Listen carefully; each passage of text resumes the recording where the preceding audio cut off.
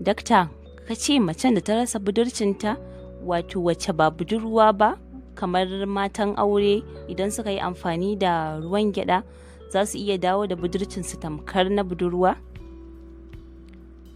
Tabbas matar aure za ta iya dawo da budurcinta tamkar na budurwa idan har ta yi amfani da ruwan gyada.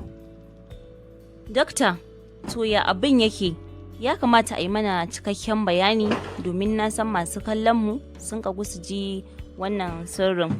Kar ka manta mai sauraro dan na subscribe sannan ka danna alamar ƙararrawa.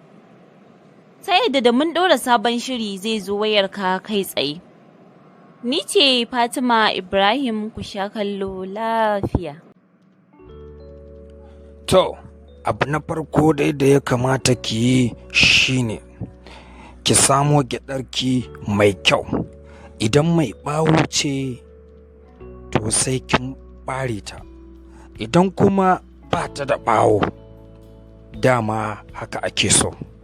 Abin da za ki yi na gaba shine ki samu kwano mai kyau sai ki zuba ta a ciki, sannan ki zuba mata ruwa sai ki wanke ta, amma kar ki cire jar fatan nan ta jikin gyadar. Bayan kin gama wankewa sai ki zuba ta a tukunya, sannan ki zuba mata ruwa yadda zai sha kanta a cikin tukunyar, sai ki rufe. Daga nan sai ki ɗora ta a kan wuta har sai ta tafasa, sannan za ki sauke. Za ki ga ruwan ya canja kala, ya koma brown, wato kamar ruwan makuba.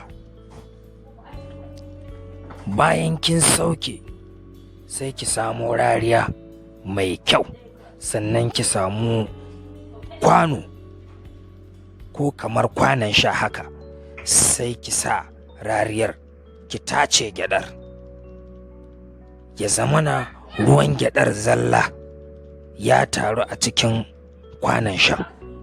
Daga nan ne za ki iya fara amfani da ruwan gyadar, amma rabin kofi ake sha.